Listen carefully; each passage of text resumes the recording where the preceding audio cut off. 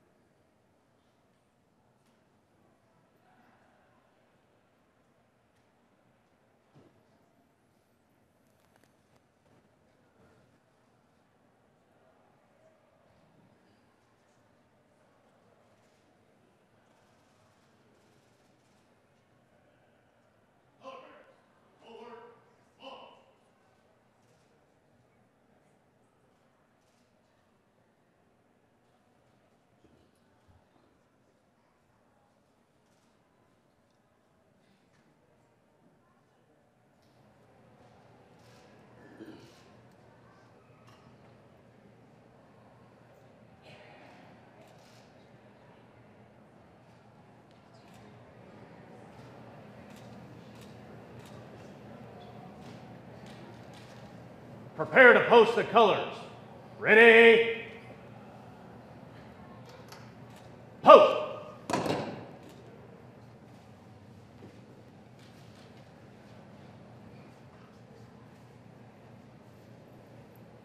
Recover.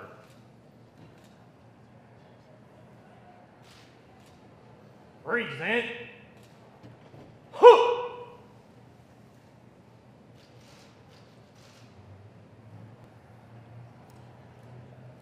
Please remain standing for the Pledge of Allegiance. This morning we will be led in the pledge by Senator Garcia's sons, Jeremiah and Zan, and his nieces and nephews, Emmeline, Jasmine, Courtney, Jake, and Logan. So kids, come on up and get lined up here behind the podium and lead us away.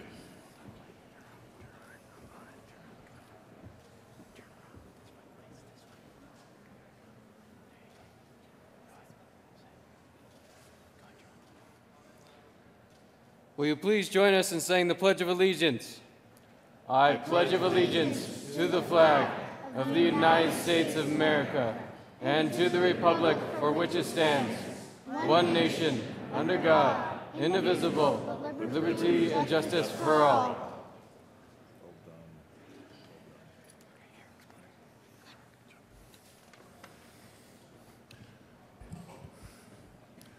Please remain standing. This morning we are pleased to have the Sankey sisters, Chelsea Rollins and Shania Sankey from Pueblo, as our musical guests here to perform the Star-Spangled Banner.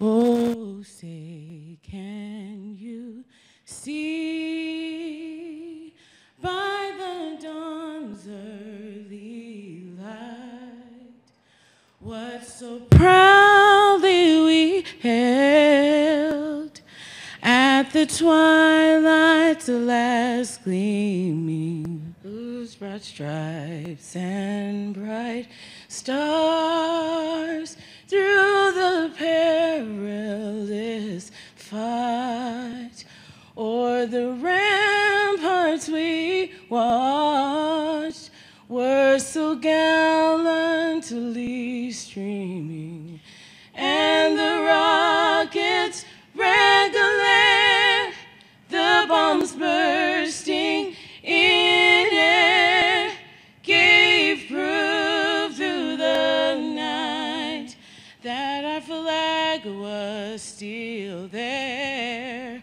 Oh, say does that star-spangled banner yet wave o'er the land of the free and the home of the brave?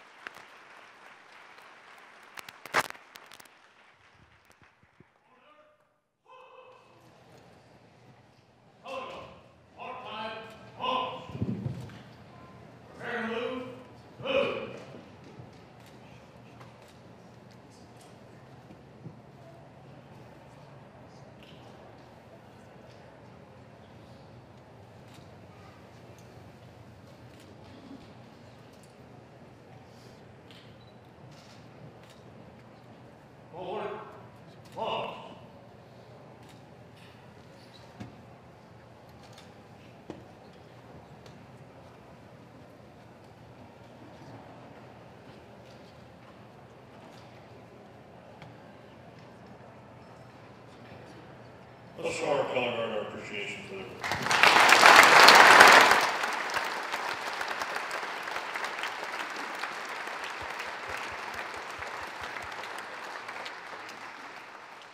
Folks, we are fortunate that we have another performance. We're going to be blessed this morning again with America the Beautiful, God Bless America.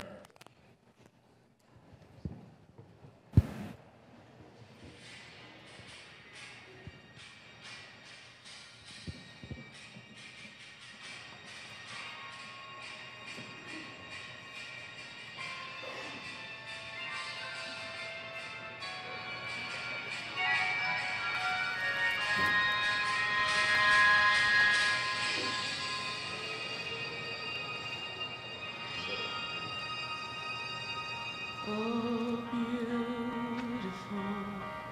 for spacious skies, for amber waves of grain,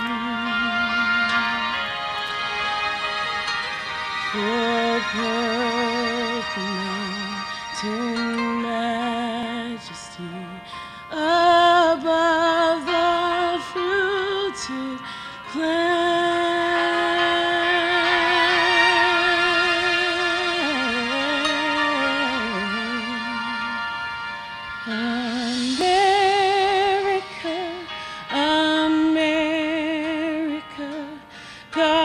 Shed his grace on thee and crown thy good with brotherhood from sea to shining sea.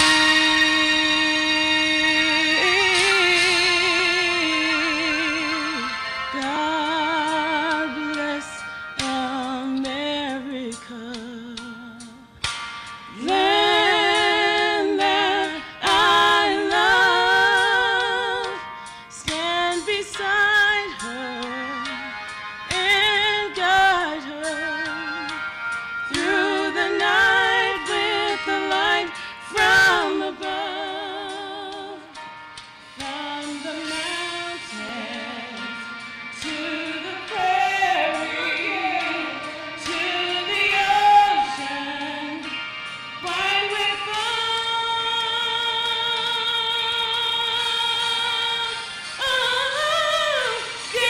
God bless America. God bless America, my home, sweet home, America, America.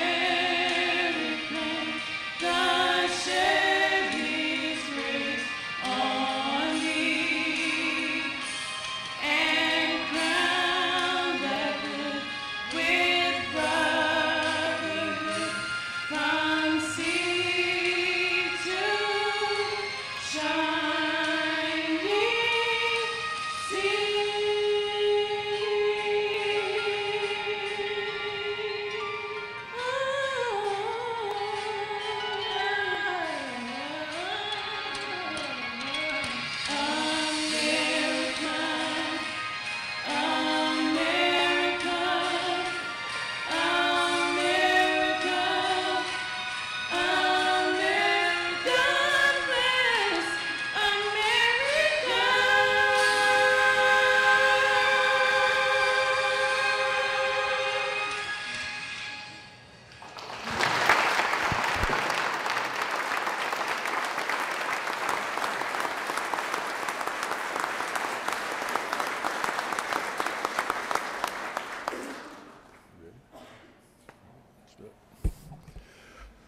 Please all be seated.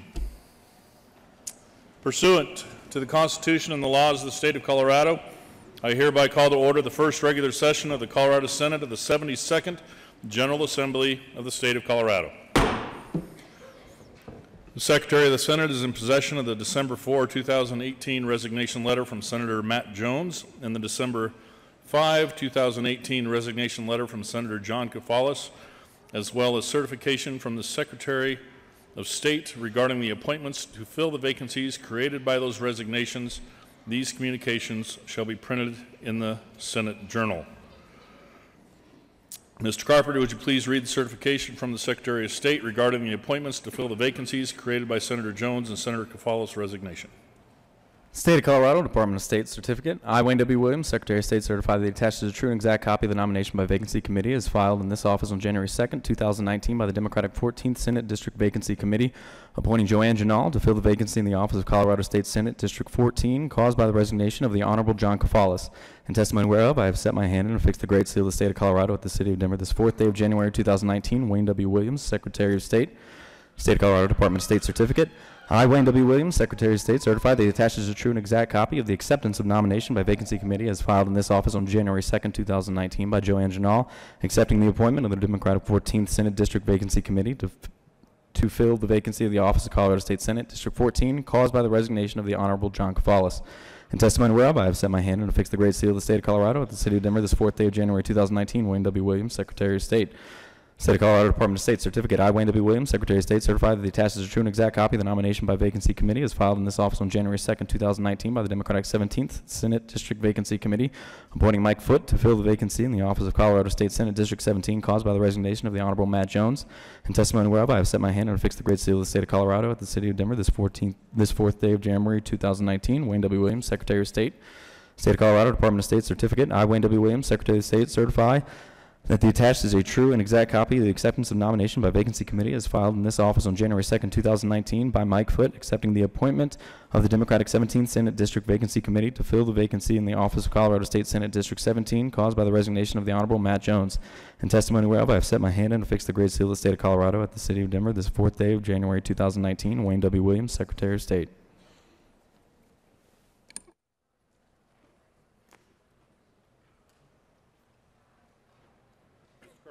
Mr. Carpenter, would you please call the roll of the holdover senators? Senators Baumgardner, Excused. Court, Crowder, Finberg, Fields, Gardner, Hill, Kagan, Marble, Moreno, Priola, Smallwood, Tate, Todd, Williams, Zenzinger. Mr. Carpenter, would you please read the communications from the Secretary of State regarding the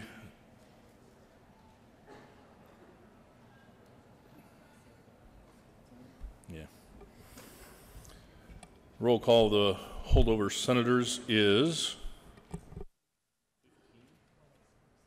15, one excused. Mr. Carpenter, would you please read the communications from the Secretary of State regarding the election results of November 6, 2018 for members to the Colorado Senate? State of Colorado Department of State Certificate. I, Wayne W. Williams, Secretary of the State of Colorado, certify that I have canvassed the abstract of votes cast submitted in the State of Colorado and do state that, to the best of my knowledge and belief, the attached list represents the total votes cast for the members of the Colorado State Senate and the 72nd General Assembly by the qualified electors of the State of Colorado in the November 6, 2018 general election. In testimony whereof, I have set my hand and affixed the Great Seal of the State of Colorado at the City of Denver this 11th day of December 2018. Wayne W. Williams, Secretary of State. Colorado general election results, November 6, 2018. State Senator, District 1, Counties Cheyenne, Elbert, Kit, Carson, Lincoln, Logan, Morgan, Phillips, Sedgwick, Washington, Weld, Yuma. Jerry Sonnenberg, Republican. Vote totals 52,311, percentage 79.01%. Deborah Gustafson, Democrat. Vote totals 13,894, percentage 20.99%. State Senator, District 2, Counties Clear Creek, El Paso, Fremont, Park, Teller. Beth Hart-Hars, Democrat. Vote totals 22,583, percentage 34.68%. Dennis Heisey, Republican. Vote totals 42,531, percentage 65.32%. State Senator, District 3, Counties Pueblo. Leroy M. Garcia, Democrat. Vote totals 39,768, percentage 73.62%. John Pickerill, Libertarian. Vote totals 14,253, percentage 26.38%. State Senator, District 5. Counties, Chaffee, Delta, Eagle, Gunnison, Hinesdale, Lake, Pitkin, Carrie Donovan, Democrat, vote totals 41,838, percentage 60.45%. Olin Lund, Republican, vote totals 27,375, percentage 39.55%. State Senator, District 6, counties Archuleta, Dolores, La Plata, Montezuma, Montrose, Ores, San Juan, San Miguel. Wynn Unger Jr., Democrat, vote totals 33,208, percentage 45.31%. Don Corm, Republican, vote totals 40,088, percentage 54,069%. State Senator, District 7, counties Mesa. Chris Kennedy, Democrat, vote totals 24,205, percentage 36.38%. Ray Scott, Republican, vote totals 42,327, percentage 63.62%. State Senator, District 9, counties El Paso. Gil Armendariz, Democrat, vote totals 25,892, percentage 29.68%. Paul Lundeen, Republican, vote total 61,341, percentage 70.32%. State Senator, District 11, counties El Paso. Pete Lee, Democrat, vote totals 28,015, percentage 61.96%. Pat McIntyre, Republican, vote total 17,200, percentage 38.04%. State Senator, District 13, counties well. John Cook, Republican, vote totals 33,026, percentage 58.71%. Phil Kelly, Democrat, vote totals 21,453, percentage 38.14%. Eric E. Jose, Libertarian, vote totals 1,776, percentage 3.16%. State Senator, District 15, counties Larimer, Rebecca Cranston, Democrat, vote totals 39,256, percentage 46.91%. Rob Woodward, Republican, vote totals 44,434, percentage 53.09%. State Senator, District 16, counties Boulder, Denver, Gilpin, Jefferson. Tammy Story, Democrat, vote totals 47,403, percentage 55.67%. Tim Neville, Republican, vote totals 35,154, percentage 41.28%.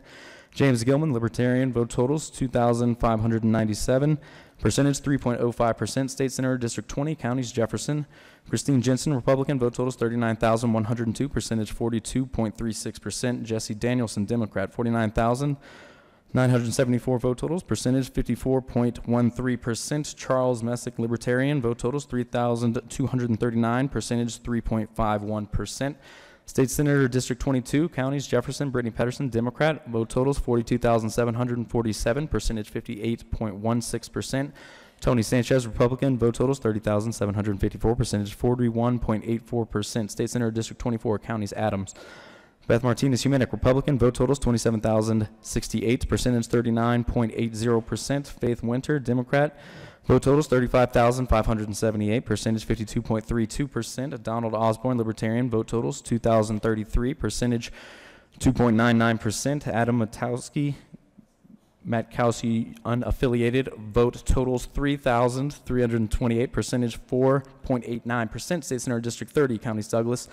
Julia Varnell Sargent, Democrat, vote totals 34,604, percentage 41.56%. Chris Holbert, Republican, vote totals 43,948, percentage 52.78%. Steve Peterson, Independent, vote totals 4,710, percentage 5.66%. State Senator, District 32, counties Denver.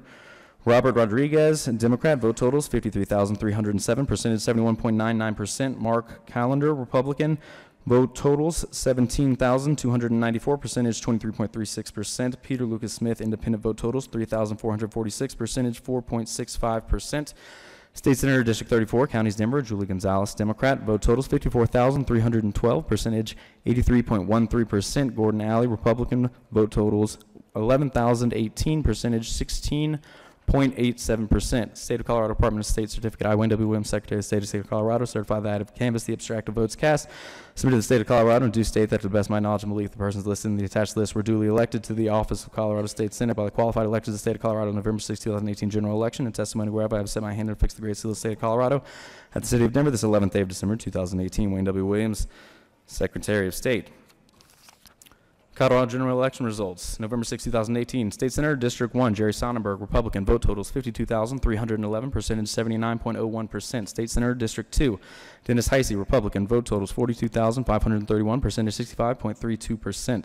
State Senator, District 3, Leroy M. Garcia, Democrat. Vote totals 39,768, percentage 73.62%. State Senator, District 5, Carrie Donovan, Democrat. Vote totals 41,838, percentage 60.45%. State Senator, District 6, Don Corm, Republican. Vote totals 40,088, percentage 54.69%. State Senator District 7, Ray Scott, Republican, vote totals 42,327, percentage 63.62%.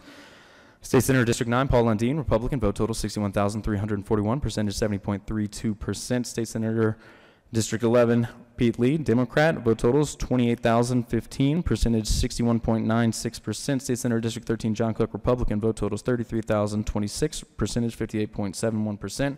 State Senator District 15, Rob Woodward, Republican, vote totals 44,434, percentage 53.09%. State Senator District 16, Tammy Story, Democrat, vote totals 47,403, percentage 55.67%. State Senator District 20, Jesse Danielson, Democrat, vote totals 49,974, percentage 54.13%. State Senator District 22, Brittany Pedersen, Democrat, vote totals 42,747, percentage 58.16%. State Senator District 24, Faith Winter, Democrat, vote totals 35,578, percentage 52.32%. State Senator District 30, Chris Holbert, Republican, vote totals 43,948, percentage 52.78%. State Senator District 32, Robert Rodriguez, Democrat, vote totals 53,307, percentage 71.99%. State Senator District 34, Julie Gonzalez, Democrat, vote totals 54,312, percentage 83.13%.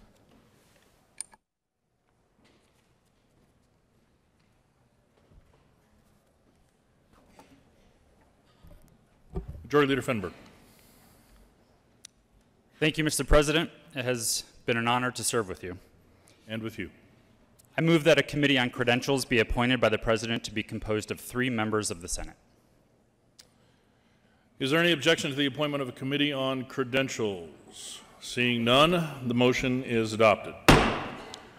Majority Leader Fenberg, Assistant Majority Leader Fields, and Minority Leader Holbert are appointed to the Committee on Credentials, and Majority Leader Fenberg will be the chair. The Senate will be in a brief recess so that the committee may meet and prepare its report.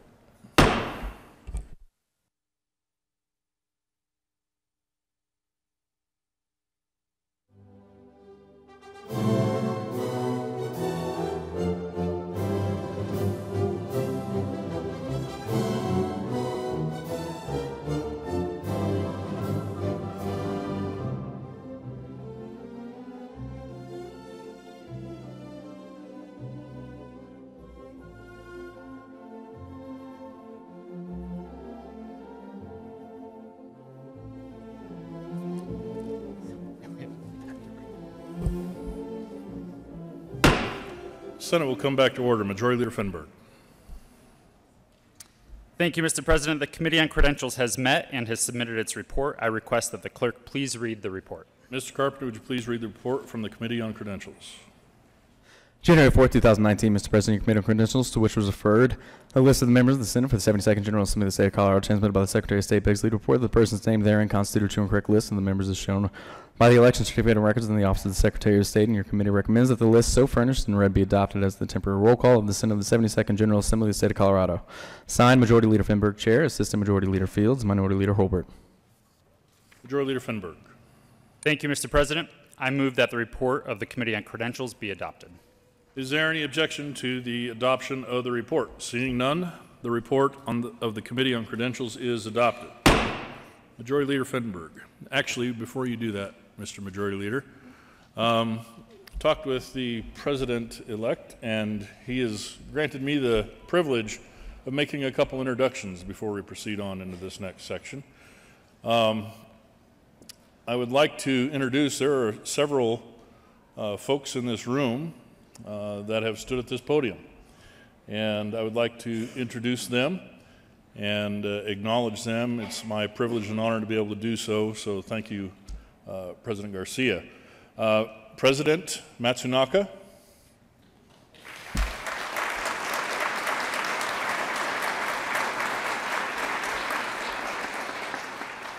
And I am doing these in order, by the way. President Andrews.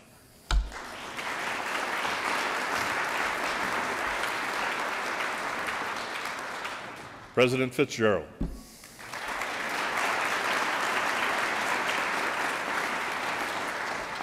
President Carroll.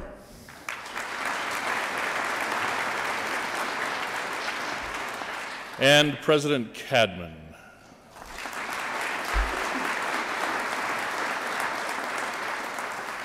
Welcome and thank you all for being here. This is an honor and a privilege to have all the presidents here that could attend this morning, so thank you for being here. Now, Mr. Majority Leader Fenberg. Thank you, Mr. President. I move that a committee of 3 be appointed to escort Chief Justice Nathan B. Coates to the chamber for the purpose of administering the oath of office to the senators-elect. Is there any objection? Seeing none, Senators Danielson, Lee, and Gardner are appointed to escort the Chief Justice into the chambers. The Senate will stand in a very brief recess.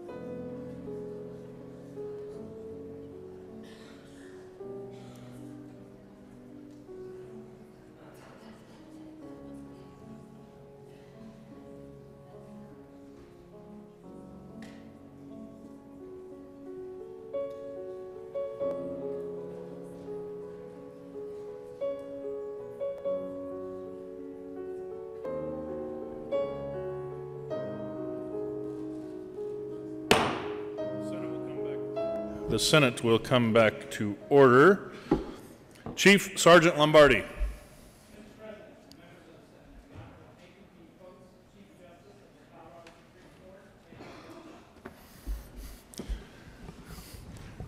Will the senators-elect please come to the well? And please, let's give a round of applause to our Chief Justice.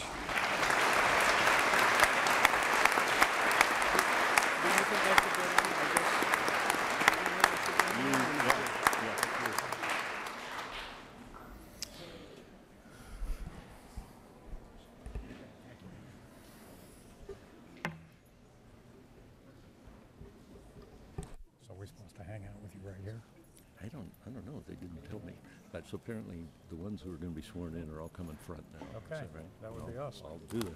All right. You're in that too. I am. Okay. Well, you have to stay here then and raise your hand.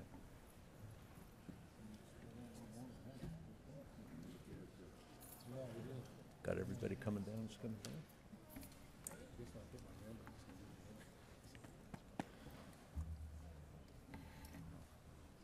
Ready for me? If you're prepared to take the oath of office, please raise your right hand and repeat after me. I state your name. Do solemnly swear. That I will support the Constitution of the United States. That I will support the Constitution of the United States. And of the state of Colorado. And of the state of Colorado. And will faithfully perform. The duties of the office of State Senator. The duties of the office of State Senator. To which I have been elected. To which I have been elected. To the best of my ability. To the best of my ability. So help me God. So help me God. Congratulations.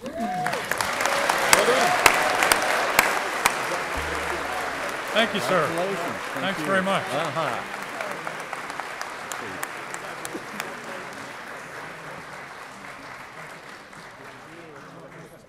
Chief Justice, thank you so much. Appreciate it. Yeah. The Senate will stand in a brief recess so that our newly sworn in senators can get some photo opportunities.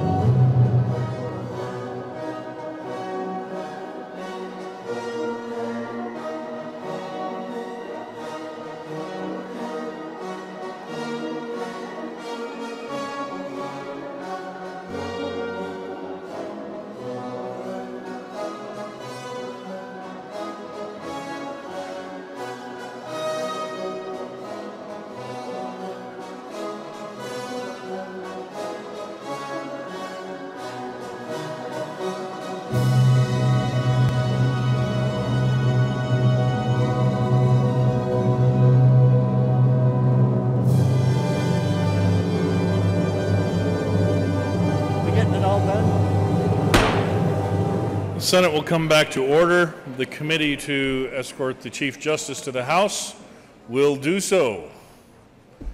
And we will pause for a moment as they do that, and then we will get right back down to business.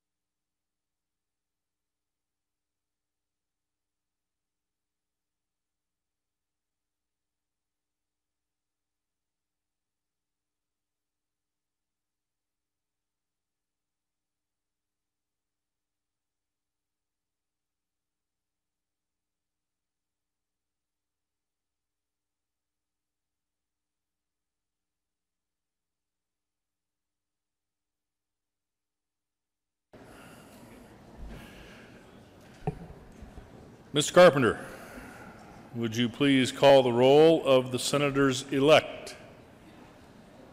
Senators Cook, Quorum, Danielson, Donovan, Foote, Garcia, Janal, Gonzalez, Heisey, Holbert, Lee, Lundeen, Pedersen, Rodriguez, Scott, Sonnenberg, Sonnenberg,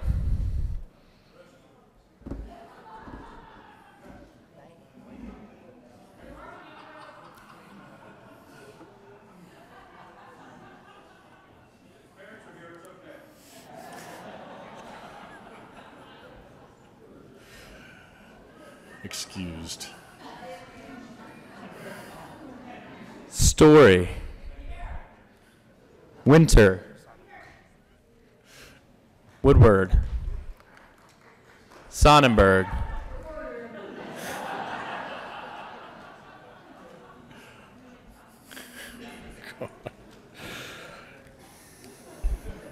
Welcome back, Jerry.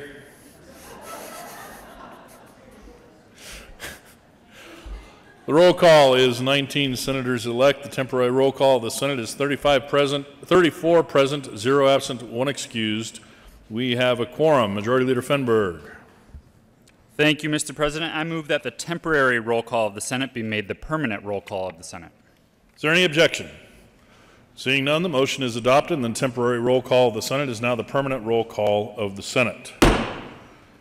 It is about to that time where we will take nominations for President of the Senate. So, announcements.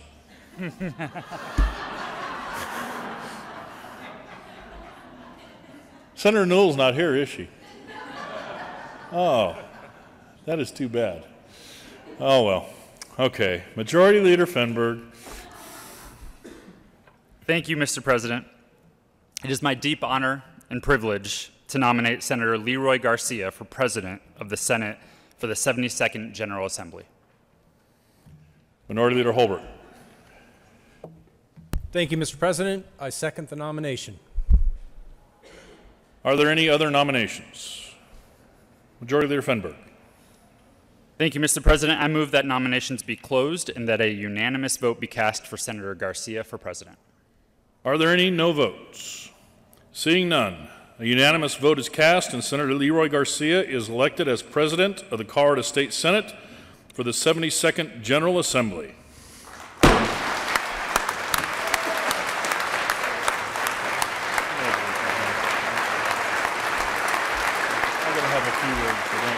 Don't get too comfortable yet.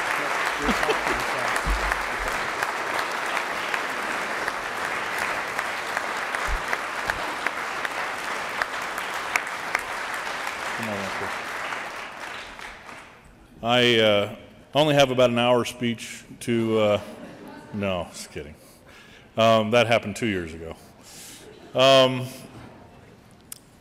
I'm glad to see Senator Heath is here. I mentioned to him I wanted to make special mention such a good friend during the time that we spent in the Senate together. And I look back at the moment 4 years ago when Senator Cadman was being sworn in as president. And the words that rang true back then ring true today, and those were uttered by Senator Heath in the well during his seconding. And with exception for a couple of words that I'm going to change because of varying circumstances here, we are indeed in a strange business. And we all know that elections have consequences. And this year, the consequences for us that have a R after our name are not quite as good as those that have a D. But the beauty of a democracy is that we pick ourselves up.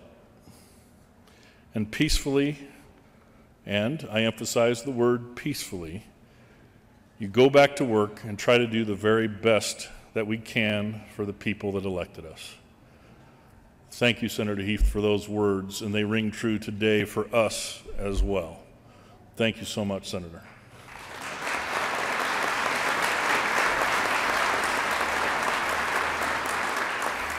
And so on that note, President Garcia, congratulations. And as I officially hand off this gavel, I pray that it will serve you as well as it has served me.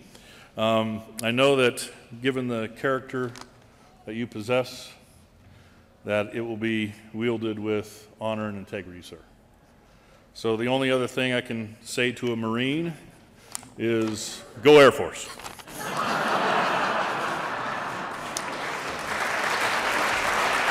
Congratulations, sir. Take it away.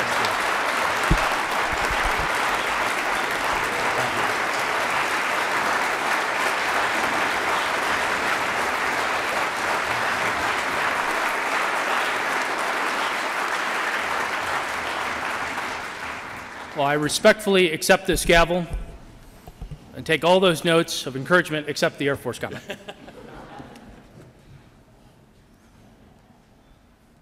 Next order of business will be the election of a president pro tem. Majority Leader Fenberg.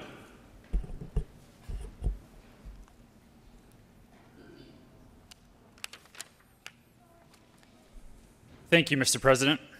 I nominate Senator Lois Court for President Pro Tem of the Senate for the 72nd General Assembly. Minority Leader Holbert. Thank you, Mr. President. I second the nomination. Are there any other nominations? Majority Leader Fenberg. Thank you, Mr. President. I move that nominations be closed and that a unanimous vote be cast for Senator Court for President Pro Tem. Are there any no votes? Seeing none, a unanimous vote is cast, and Senator Lois Court is hereby elected as President Pro Tem of the Colorado State Senate for the 72nd General Assembly. Congratulations, Senator Court.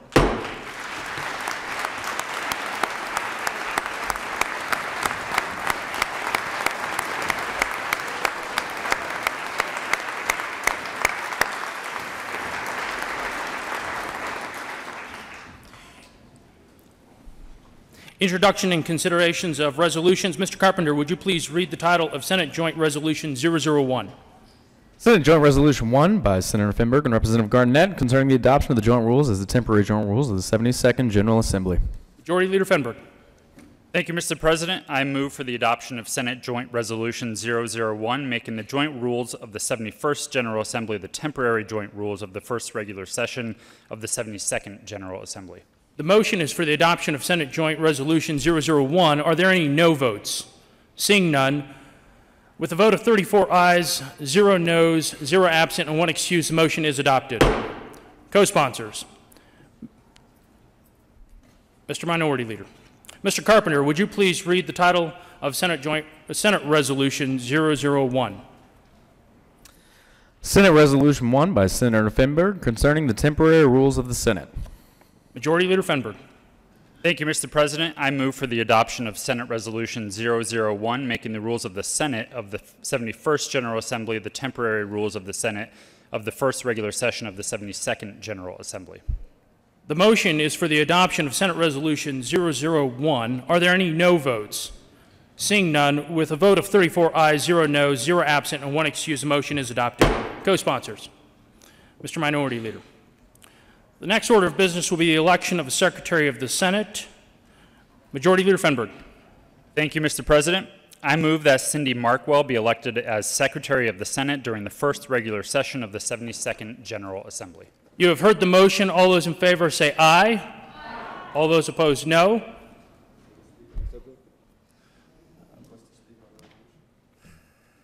Senator Hill. Thank you, Mr. President. Mr. President, I wasn't going to speak on this, but was having coffee with my wife this morning, my wife Emily, and talking about all the changes coming up this year. We have a lot of changes, both in the governor's office, in the House, and in the Senate. And she mentioned how much we appreciate the incoming secretary and what happened to the former secretary. Why did she leave? When I explained the situation, she was livid and she demanded that I stand up and say something. So here I am. This process is wrong. My vote is not against a person, but against the process. Our former secretary was illegally fired. She was illegally fired as a woman for protecting other women. She took a stand, she took a difficult stand to support all women in this building, including my wife and children, and I can't support the process. This is a resolution, this is words, but our actions have shouted far louder than our words. We fired a woman for protecting other women. Majority Leader Fenberg.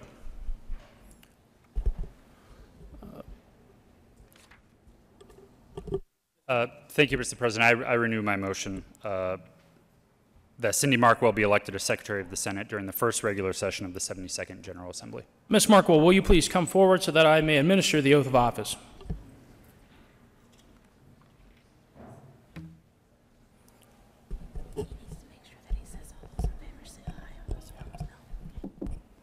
Please raise your right hand and repeat after me. I state your name. I, Cindy Markwell, Do solemnly swear do solemnly swear that I will support the Constitution of the United States that I will support the Constitution of the United States and the state of Colorado and the state of Colorado and faithfully perform the duties of the office duties of the office to which I am duly elected to which I am duly elected to the best of my abilities. to the best of my abilities. Congratulations. Thank you. Congratulations.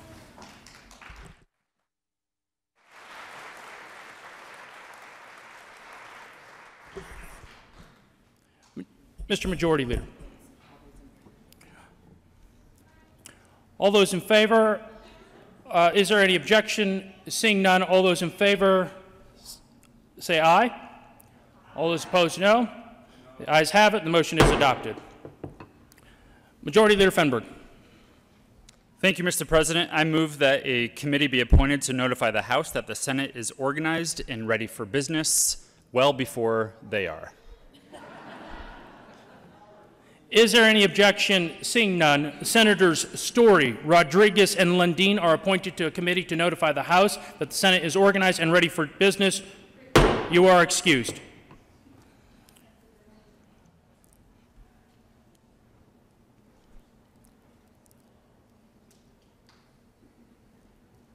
Majority Leader Fenberg.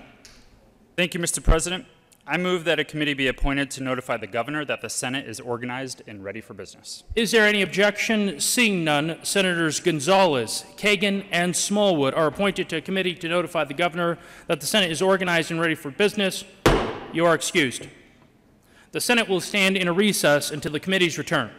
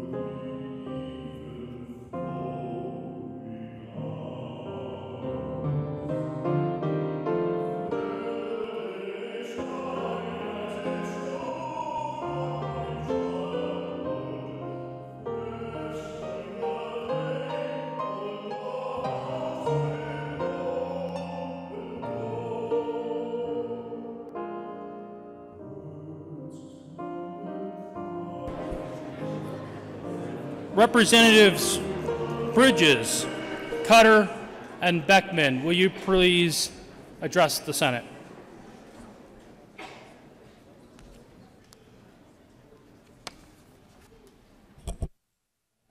Good morning, Senators. Good morning. I'm Representative Susan Beckman, and I'm here with Senator Bridges and Representative Cutter. Not quite, not quite. Well, oh, not yet? Thank you for that, good though. wishes. Thank you. Yeah, thank you. We have an announcement today. This is Representative Cutter. Looking forward to a productive session. As am I. While I sincerely hope that this is not the last speech that I give from the floor of the Senate this year, I am pleased to notify all of you that the House is as organized as the House can be and ready for business.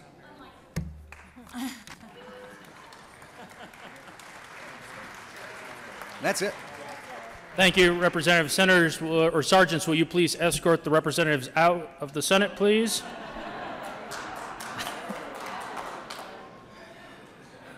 The Senate will come back to order. Would the committees please report? Mr. Carpenter, would you please, committees, will you please report? Will we please start with the report from the governors?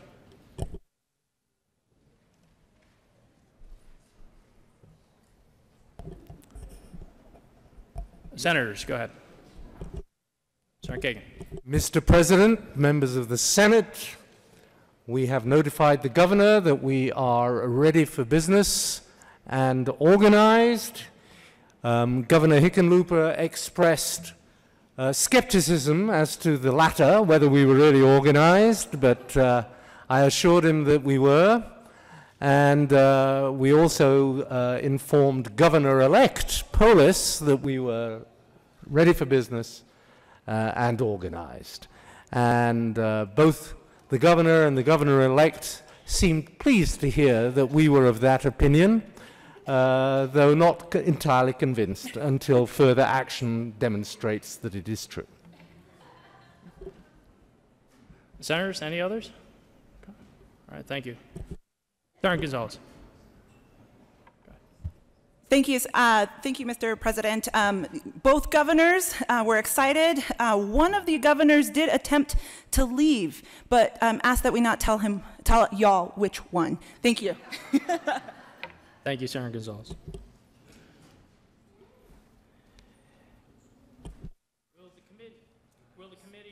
Will the committee to notify the House please report back to the Senate? Senator Story, Senator Rodriguez, and Senator Lundin. Thank you, Mr. President. Senator Story. Thank you, Mr. President. That rumor, that statement that I've heard over and over again about the House being a rowdy and raucous bunch, I'm guessing it's probably true, but today they were pretty quiet and subdued, but they were well behind our pace. So they weren't quite organized and ready for business when we got there, but we did make our announcement. And so we are, just coming back to let you all know that we did announce to the House that the Senate here is organized and ready for business. Senator Lundin. Mr. President, members, thank you very much. I can feel it slipping away, that august title, representative. It was wonderful being back in the Green Chamber, closer to the people. It was an unusual experience for me, actually. I'm not quite certain what has happened in this chamber. We apparently shook off the torpor that is known to befall this chamber from time to time, and somehow we were actually ahead, that is, the Senate was actually ahead of the House in preparations to do the work of the people of Colorado. I hope that, in fact, we can stay on that track. After waiting briefly, well, for an extended period of time in the back of the House chamber, and then waiting briefly for it was an extended period of time in the front of the House chamber as well, they finally caught up to where we are, and I'm vamping on their behalf at this point if you haven't figured that out. They finally caught up to where we are and made clear that they are also prepared to do the work of the people of Colorado. So, Mr. President, sally forth. Senator Rodriguez. Thank you very much. Thank you, Mr. President. I just wanted to echo what they said. They did take about 15 minutes to get to where we were at, and we made sure to let them know. As one of us three that went over there was from the House, kind of threw us under the bus. I'm not going to mention any names if the rest of you can figure it out. But they are ready to go, and I'm happy to report that they're as ready as they will be. Mr. Carpenter, would you please read the message from the House? Message from the House, January 4th, 2019. Mr. President, the House has adopted and transmits herewith House Joint Resolution 19-1001 as printed in House Journal, January 4th, 2019. The House has adopted and returns herewith Senate Joint Resolution 19-001.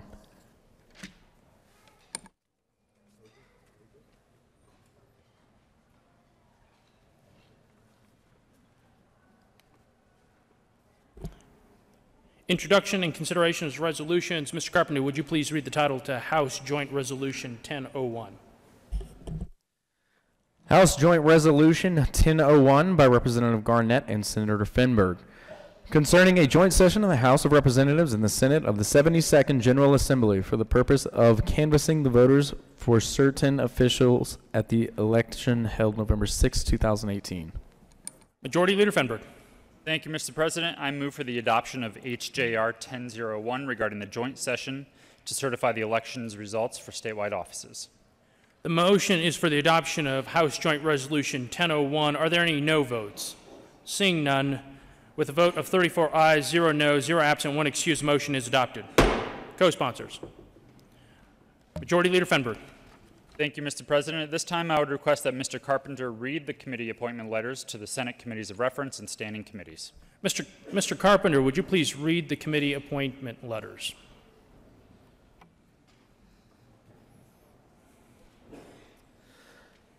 Senate, State of Colorado, Denver, Majority Leader. January 3rd, 2019, Ms. Natalie Mullis, Executive Director, Office of Legislative Counsel. Ms. Natalie Mullis, as you know, Senate rules require that as the Majority Leader, I determine the committee composition and the majority party's appointments to the 2019 Legislative Committees of Reference. Below are the committee compositions and the majority's appointments. Agriculture and Natural Resources, Majority 3, Minority 2, committee size 5. Appropriations, Majority 6, Minority 4, committee size 10. Business, Labor, and Technology, Majority 3, Minority 2, committee size 5. Education, Majority 3, Minority 2, committee size 5. Finance, Majority 4, Minority 3, committee size 7. Health and Human Services, Majority 3, Minority 2, committee size 5. Judiciary, Majority 3, Minority 2, committee size 5. Local Government, Majority 3, Minority 2, committee size 5. State Affairs, Majority 3, Minority 2, committee size 5. Transportation and Energy, Majority 4, Minority 3, committee size 7. Agriculture and Natural Resources, Senator Carrie Donovan, Chair. Senator-elect Jesse Danielson, Vice Chair. Senator-elect Joanne Janal. Appropriations, Senator Rachel Zinzinger, Chair. Senator-elect Julie Gonzalez. Senator Dominic Moreno, Vice Chair. Senator-elect Mike Foote. Senator-elect Robert Rodriguez. Senator Nancy Todd, Business, Labor, Technology. Senator Angela Williams, Chair. Senator-elect Jesse Danielson, Vice Chair. Senator-elect Tammy Story. Education, Senator Nancy Todd, Chair. Senator-elect Tammy Story, Vice Chair. Senator Daniel Kagan. Finance, Senator Lois Court, Chair. Senator-elect Pete Lee, Vice Chair. Senator Nancy Todd. Senator-elect Julie Gonzalez. Health and Human Services, Senator Rhonda Fields, Chair. Senator-elect Brittany Pedersen, Vice Chair. Senator-elect Faith Winter, Judiciary. Senator-elect Pete Lee, Chair. Senator-elect Julie Gonzalez, Vice Chair. Senator-elect Robert Rodriguez, Local Government. Senator Joanne Janal, Chair. Senator Angela Williams, Vice Chair. Senator Daniel Kagan. State Affairs, Senator Mike Foote, Chair. Senator Lois Court, Vice Chair. Senator Rhonda Fields, Transportation and Energy. Senator-elect Faith Winter, Chair. Senator-elect Brittany Pedersen, Vice Chair. Senator Mike Foote. Senator Carrie Donovan.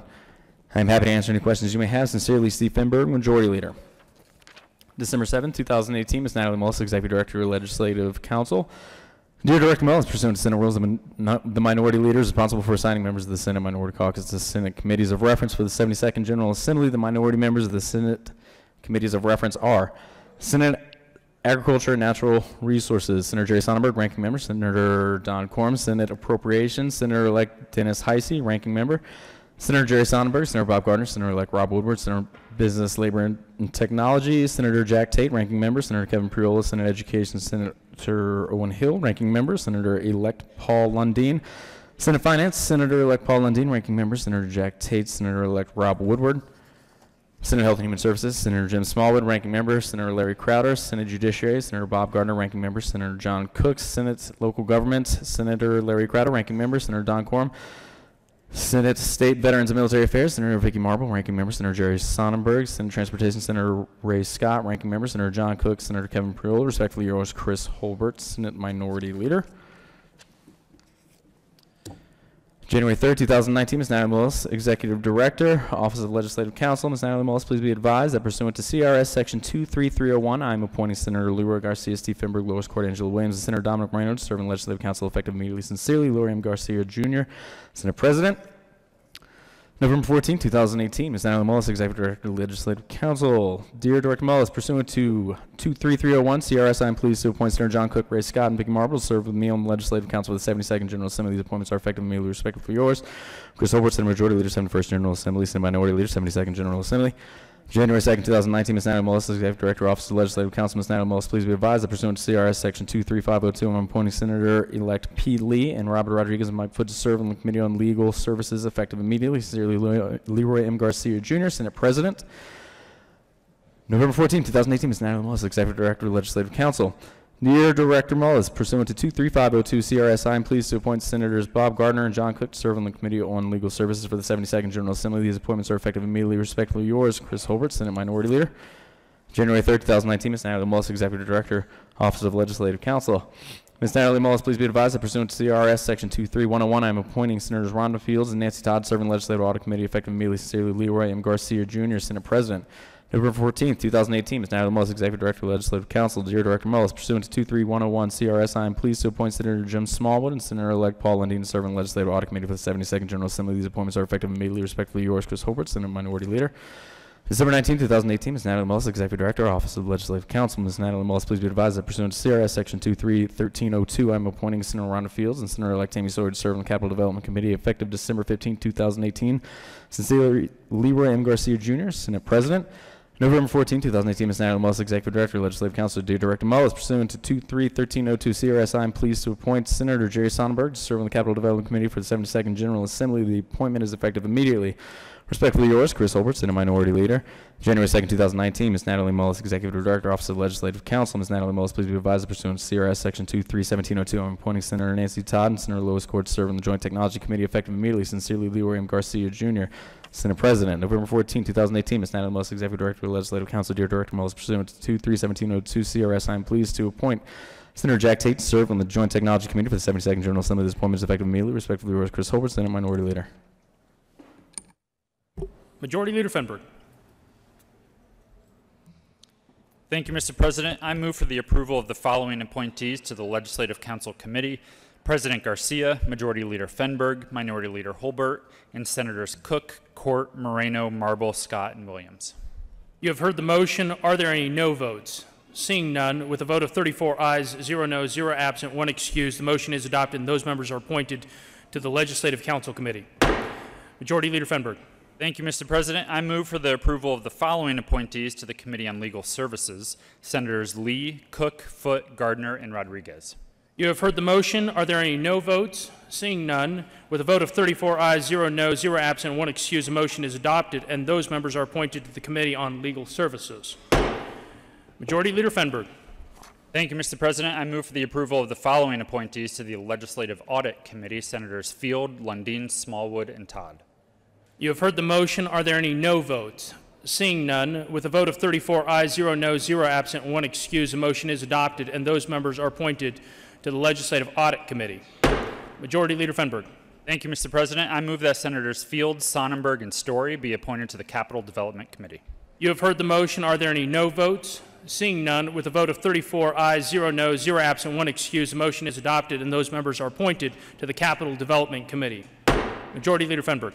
Thank you, Mr. President. I move that the Senate stand in recess to hear the remarks of Senator Garcia, the President of the Senate, and Senator Holbert, Senate Minority Leader. Is there any objection? Seeing none, the Senate will stand in a recess.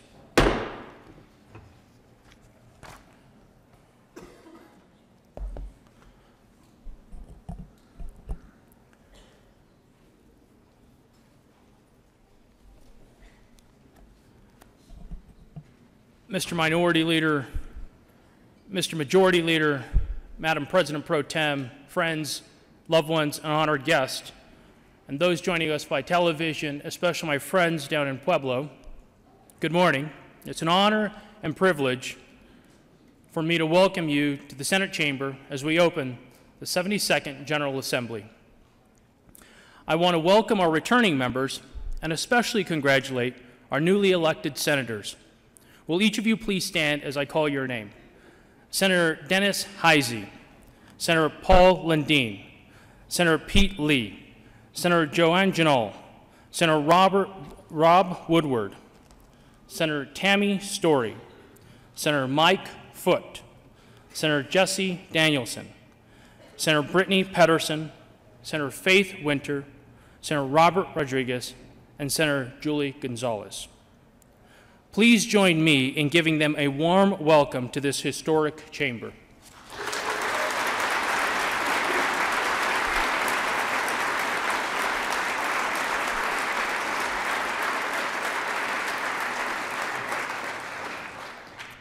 If you look around, you might notice that this body looks a little different than it has in the past.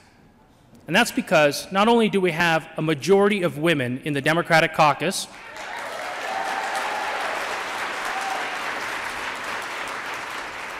but we also have one of the most demographically and geographically diverse caucuses in recent history. New leaders bring bold solutions that will carry our great state forward.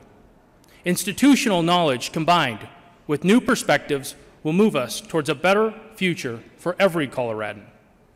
As my returning colleagues know, it is a unique honor and privilege to work in this body and serve the great people of this great state. It's a privilege that each of you have worked extremely hard for and overwhelmingly earned.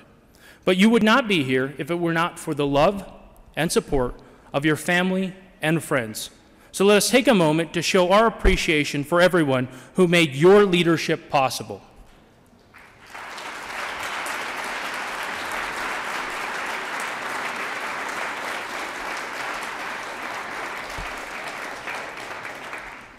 In that spirit, I too would like to give a special thank you to my family.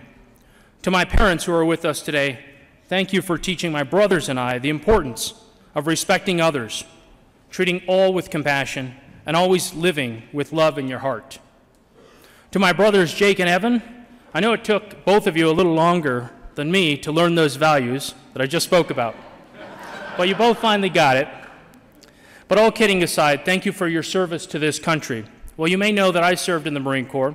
You may not know that my brother Jake and Evan both served in the Marines and served in Iraq and Afghanistan. So if there is any member who has served our country, both in the armed services, a member of law enforcement or public safety, would you please stand right now so that we can thank you for your service?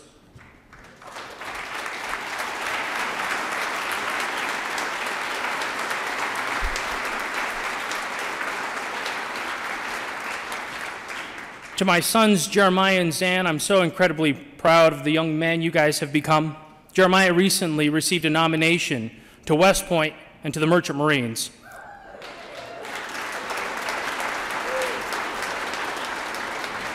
And Zan is quickly following in his brother's footsteps with exceptional grades and becoming quite the soccer player.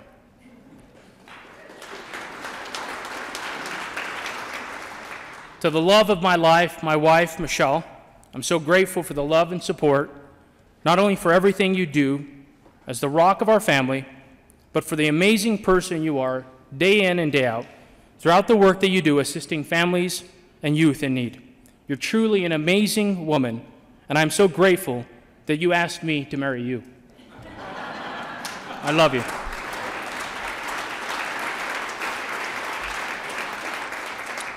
Finally, I would like to thank all our special guests who have joined us to ring in this 2019 legislative session. Thank you for joining us. As a sixth-generation Coloradan, I have deep roots and a strong commitment to our state. My family came to the United States and eventually settled in southern Colorado. And like so many immigrants, they came in search of a greater opportunity. Even though my family only spoke Spanish at the time, it did not slow them down or discourage them, not one bit. My great-grandfather, who worked the coal mines and worked the fields, where they lived and learned the value of hard work. They lived their American dream, a dream that would become a reality by providing a better life for our families. This value of hard work has been passed down from generation to generation, eventually shared with my parents who started a small, modest business in Pueblo. They worked hard to provide a good life for my brothers and me. Watching them, we too learned the value of hard work, which was an invaluable lesson that served us very well when we enlisted in the United States Marine Corps. For me, it was during that time that I learned not only the importance of service and honor, but to care and respect for my brothers and sisters in arms, regardless of where they came from or what their political viewpoints were. That has never been a truer statement than when I served in Iraq. It did not matter who was to your left or who was to your right. We understood that we had a collective mission, and we had to have each other's back. It is that understanding of hard work and that spirit of collaboration that we must bring back to the Capitol. For too long, we have allowed political party to divide us, and as a result of ego and politics, that has helped determine which bills moved forward, not the merits of the policy. Our state deserves better. Our constituents expect more of us. And unlike Washington, D.C., this Senate must bring a new energy that will yield a standard of trust and respect. We must engage in dialogue and collaboration. This is how we will find common ground and solutions to the bread and butter issues facing everyday Coloradans. Coloradans did not elect us to engage in gamesmanship. They elected us to work, to reach across the aisle, to have open and working government that finds solutions to help them live their American dream. And make no mistake, Colorado is growing and prospering, but not everyone feels that growth and prosperity. Too many can't afford the health care that they need. Too many have died at the hands of opioids, and many more struggle with drug abuse and addiction. Too many earn lesser pay for equal work. Too many children in Colorado do not have equal access to quality K-12 education, and too many are saddled with tens of thousands of dollars in student loan debt. But Colorado and Coloradans never gave up in the face of challenges like these, and neither can we. Colorado is a special place. It is a state filled with people who are innovative and find solutions, and I am absolutely confident that this body will be able to find many of the solutions to the challenges that we face. Solutions that build on the steps that we have taken to address the opioid epidemic by making greater investments in programs that have a proven track record for success. Solutions that ensure student loan services do not take advantage of students in Colorado. Solutions that will help lower the cost of healthcare by increasing price transparency and prescription drugs. And solutions that show Colorado can be a state that not only creates a booming business climate and grow good-paying jobs, but one that also values workers and pays them fairly. I know each member of this Senate is different. And while we may disagree and debate about the solutions to the issues we face in this state, we cannot allow our political differences to get in the way of our shared goals, to serve with honor and improve the lives of hardworking Coloradans. We, Democrats and Republicans, can accomplish these goals if we put aside our egos. I have no doubt that all of us can agree that we are most successful when we work together. So let us mark a new day in the Colorado State Senate, a Senate where we return to our tradition of honor, trust, and integrity. A Senate that has an unwavering commitment to take care of every Coloradan, no matter where you live. And political parties that do not determine what improves the life of Coloradans, but good policy that does. Not one party has a monopoly on good ideas. That is why we should be willing to work with anyone, regardless of party, who has a solution to the serious issues that face Colorado. If we are willing to work hard in a collaborative fashion, we can empower every Coloradan to live their American dream, just like my family did, and so many families in this room have been able to do so, and ensure that we pass a better Colorado to our children and grandchildren. While it's a big task, I know we can do it. So I look forward to joining you in the work we have ahead of us.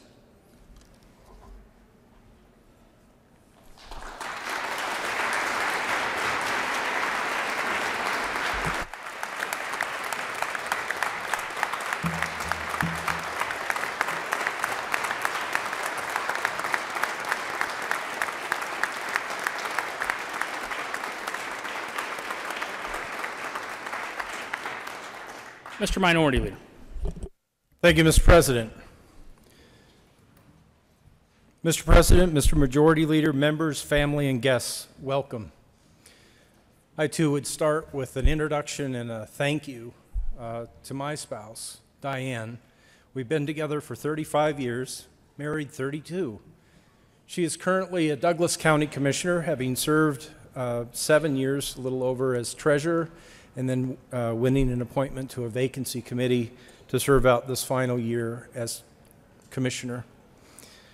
It is difficult to serve here in the General Assembly and to have a spouse at home taking care of things. It's especially difficult when you're both elected. Would you please join me in thanking and congratulating my wife on her elected office and for her love and support over the past 8 years.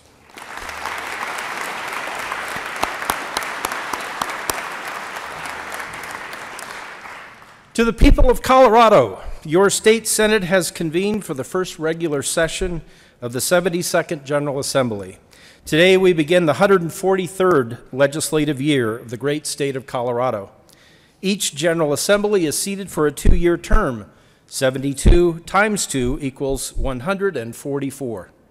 That will take us through next year, 2020, the 144th year since statehood in 1876.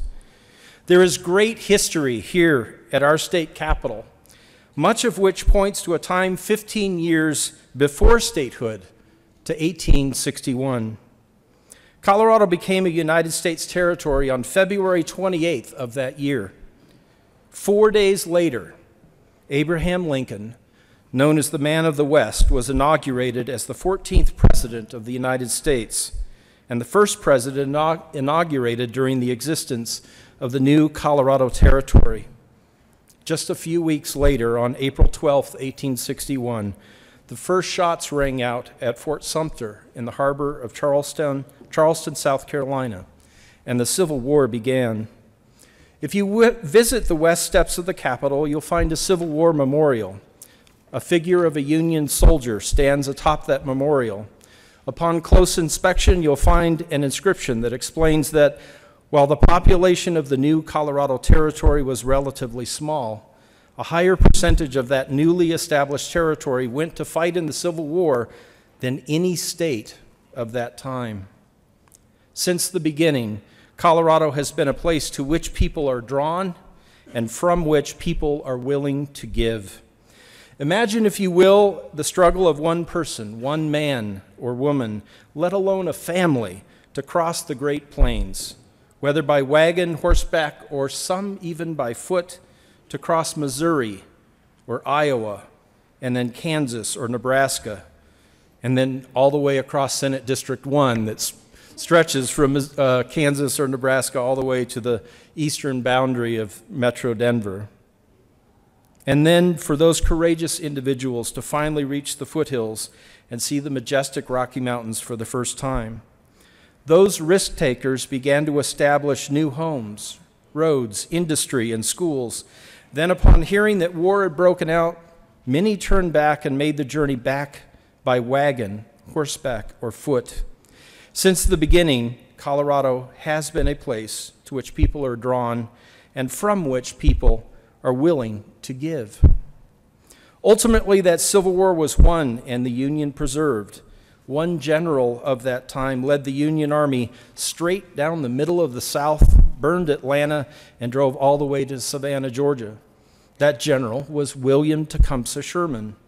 Another great general of that time later became the 18th President of the United States, and on August 1st, 1876, 100 years and 28 days after the Declaration of Independence, President Ulysses S. Grant signed the proclamation that admitted Colorado into the Union as the 38th state, the Centennial State.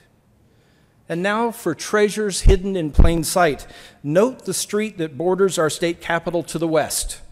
It is, of course, Lincoln Street.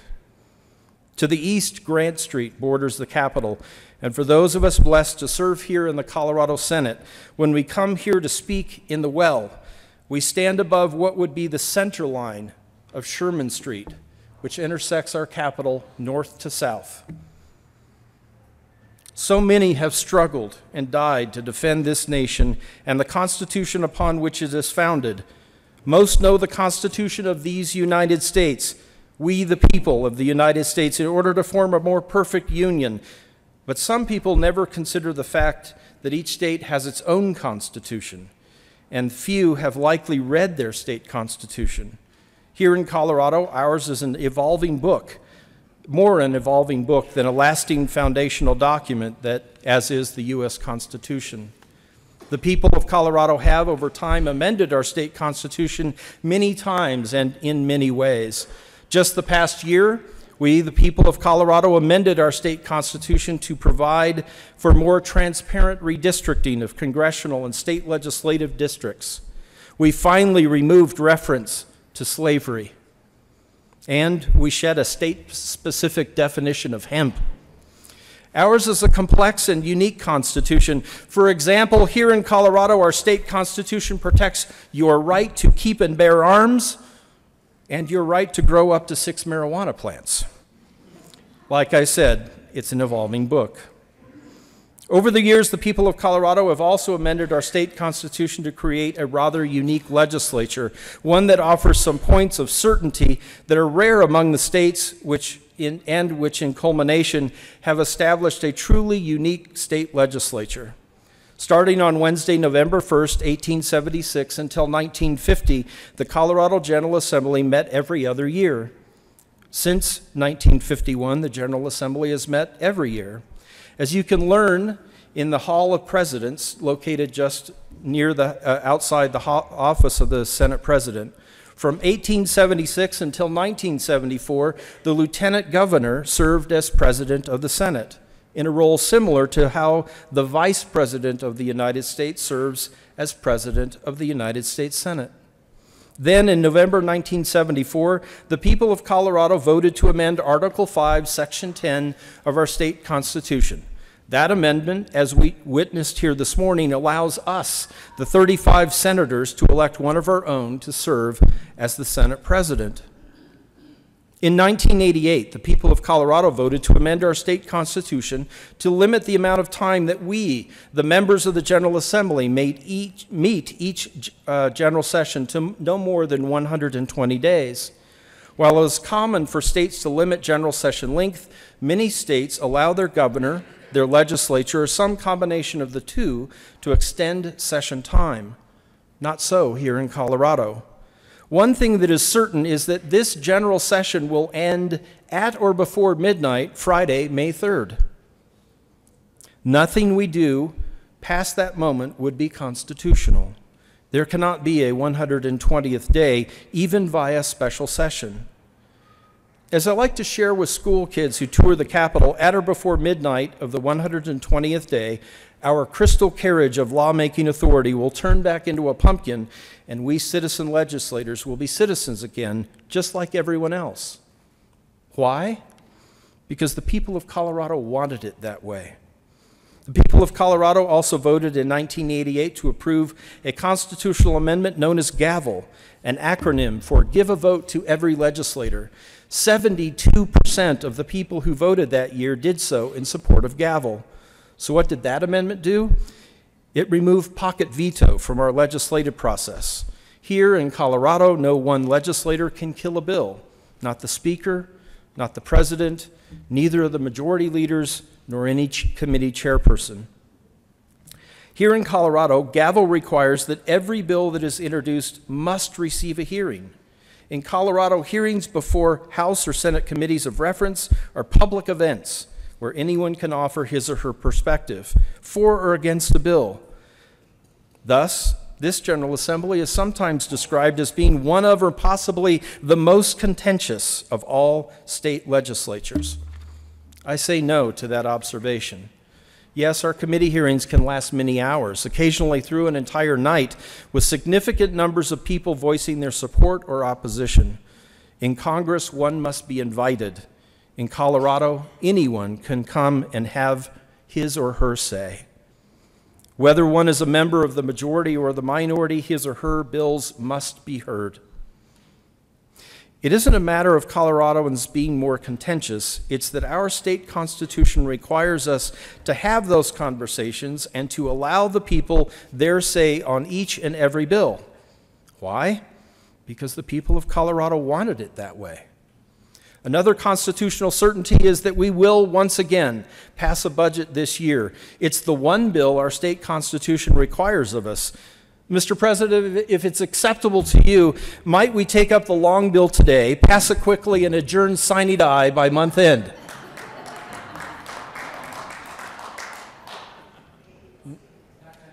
No, all right. Not only will we pass a budget again this year, given the makeup of the Joint Budget Committee, we will pass a budget that has bipartisan support. And that budget will balance because, again, our state constitution requires it. Why? Because the people of Colorado wanted it that way. In November of 1992, the people of Colorado voted to amend our state constitution to include the pro-tem's favorite, the Taxpayers' Bill of Rights, TABOR.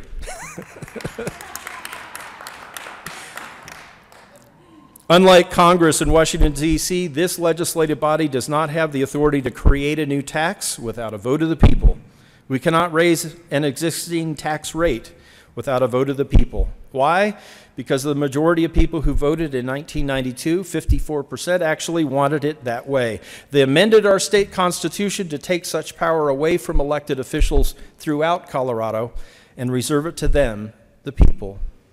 Mr. President, that fact gives me confidence. Looking back to the elections last November, it appears to me that the people of Colorado voted with you when it came to candidates, and maybe more with me when it came to issues.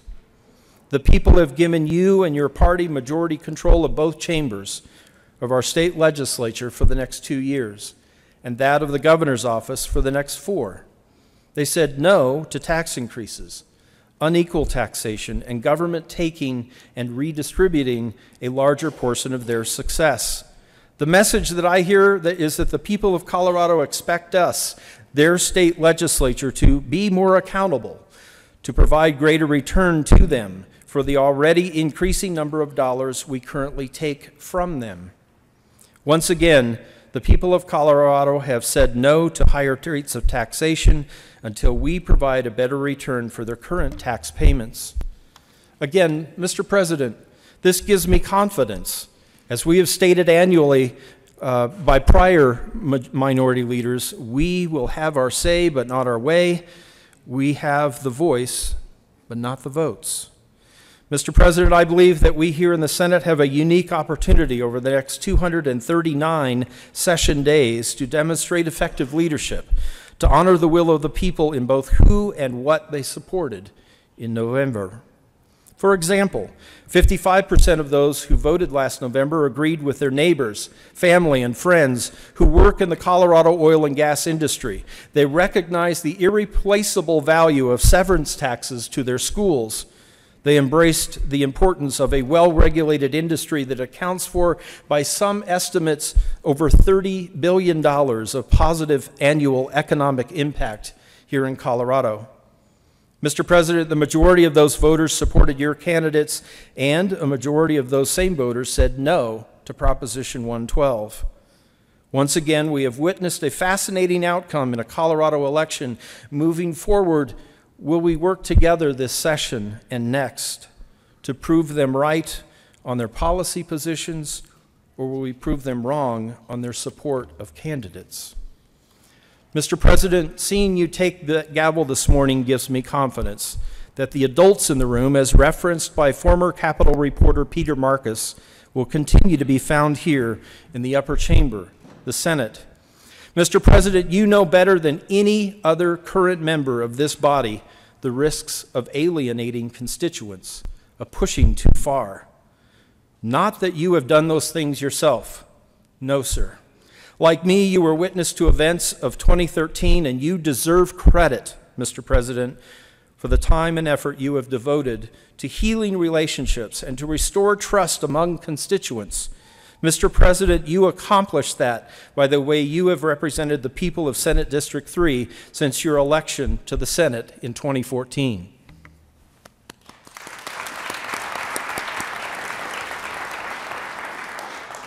Mr. President, the Minority Caucus looks to you, your even hand, and your experience to be the gauge of how far left or right we might journey over the next 2 years.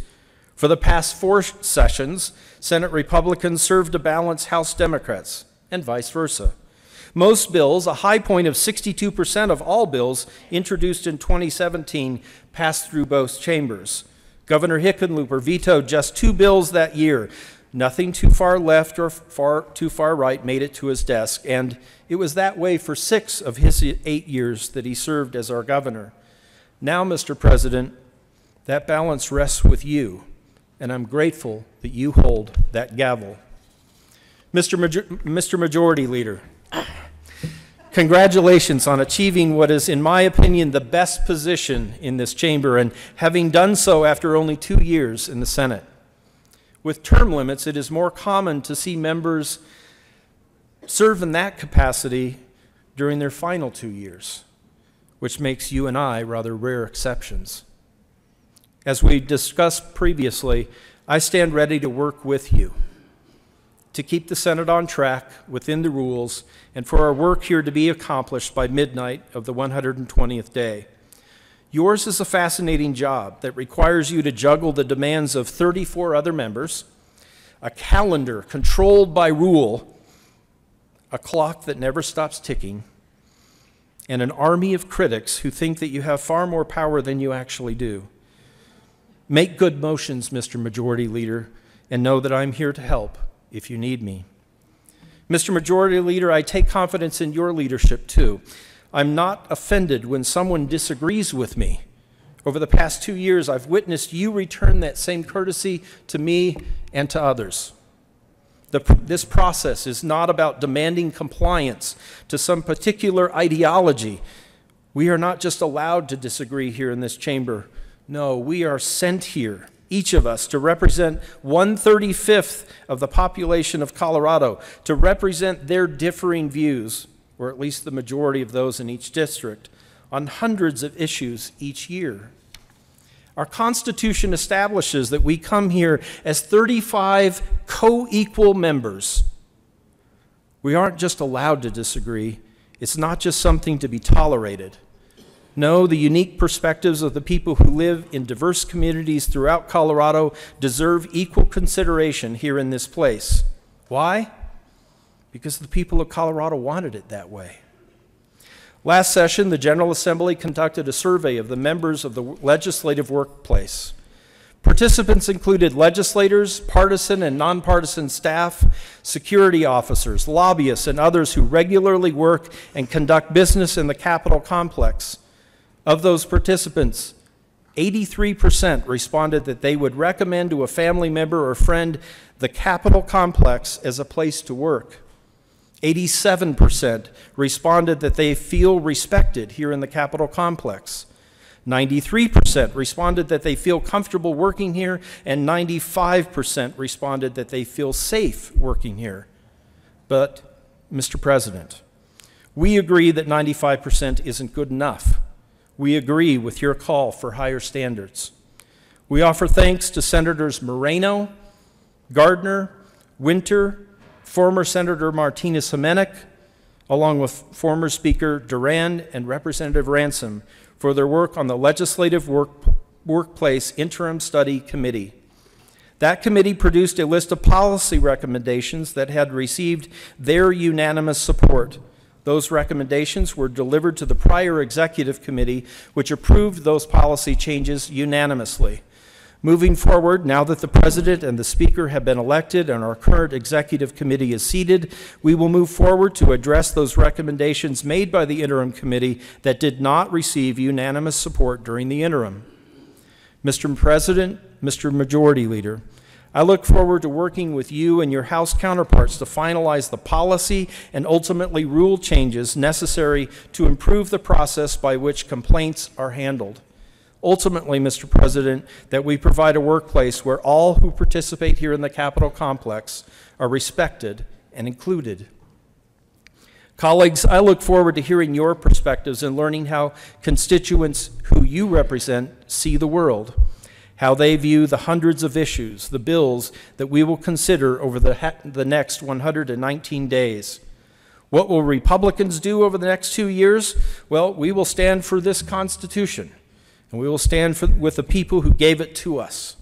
We will continue our efforts to fund roads and bridges with existing revenues. We've heard from Governor-elect Polis that he does not support new proposals for a sales tax increase. We agree with him. He has stated that he does not support further bonding proposals. On that, we disagree. Last year, Senate Bill 1 proposed a bonding solution to as a solution to an estimated $9 billion of transportation infrastructure need. Initially, Senate Bill 1 received zero bipartisan support here in the Senate. Ultimately, however, the amended version of Senate Bill 1 received unanimous support in this very chamber. When we gathered with Governor Hickenlooper in the Big Thompson Canyon for the signing of Senate Bill 1, we celebrated that significant bipartisan accomplishment, and we continue to credit the good senator from District 19 for her tenacity, leadership, patience in her effort to amend Senate Bill 18001. The amended version of the bonding proposal from Senate Bill 1 is now law, and we support the opportunity for the people of Colorado to consider that option on their ballot this November. No, it is not a duplication of Proposition 109, which failed last November. It is disappointing to hear that some may intend to remove that bonding opportunity from statute with new legislation this session, while Republicans support the opportunity for voters to answer that different bonding question. Senate Republicans will continue to support additional revenue for roads and bridges. For the past 2 years, we have called on at least $300 million of general fund revenue for roads and bridges. We have advocated that using that amount from the general fund as the revenue source to pay for bonding. And while we have invited feedback by asking those who disagree with our proposal, if not $300 million per year for bonding, then how much for how long? This session, like last, it appears that tax revenues will exceed prior year by over $1 billion. Some estimates put that additional new revenue amount at $1.2 billion. To that point, Senator Scott and Cook will introduce a bill to add $336 million for roads and bridges. That funding would enhance the amount already provided by Senate Bill 1 from last session. To K through 12, thank you. To K through 12 education, we propose allocating that same amount, $336 million, to buy down the so-called budget stabilization factor, previously known as the negative factor. That IOU was written to Colorado's 178 school districts in 2009. The amount of that IOU currently rests at $672 million. Our proposal for $336 million would cut that in half this year.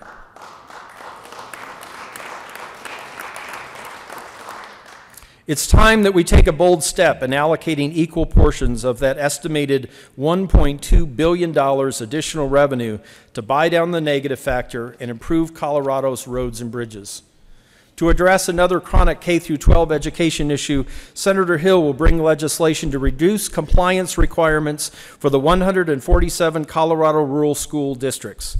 How many times have members of the House and Senate Education Committee heard from a rural school principal who drives a school bus, shovels the sidewalks, plows the parking lot, and who coaches the team before he or she sits down to write a grant request and complete the numerous reports that we require of him or her? Colleagues, with every dollar strained to meet the growing needs of Colorado students and their teachers, it's time for us to get government out of the way by allowing them to teach more and administer less. During my first session working here at the Capitol, I became familiar with the Sunrise application process then used by the Department of Regulatory Agencies. That process was developed by the late Representative Jerry Copel, a Denver Democrat, as a means to limit the growth of government. That application was required of any group of previously unregulated business persons seeking to be regulated through registration or licensing. Back in 2002, the Sunrise application started by asking, what is the problem you're trying to solve? And second, should government be involved in solving that problem? Too often, in my opinion, the second question defaults to how will government be involved in solving that problem? For Senate Republicans, we remain open to the possibility that government should not, in certain cases, presume to be that solution, that sometimes the private sector deserves space to be the solution. Such is the case when we consider an expensive and seemingly inflexible requirement that employers provide paid family leave. Such a benefit, when provided on a voluntary basis, could make certain employers more competitive and attractive to potential employees. However, requiring Colorado employers to provide such a benefit will, by default, make the cost of employing a person more expensive. We understand the desire to help, But this is an example where requiring such an expense is not the answer. Yes, encourage employers to offer such a benefit. Allow them to be unique and competitive in the marketplace. Provide some incentive to employers for offering such benefit. But we urge you, colleagues, don't require conditions that will ultimately lead to government forcing one company after another out of business, one job after another to no longer exist. We also respect the desire to help those caught up in the opioid crisis.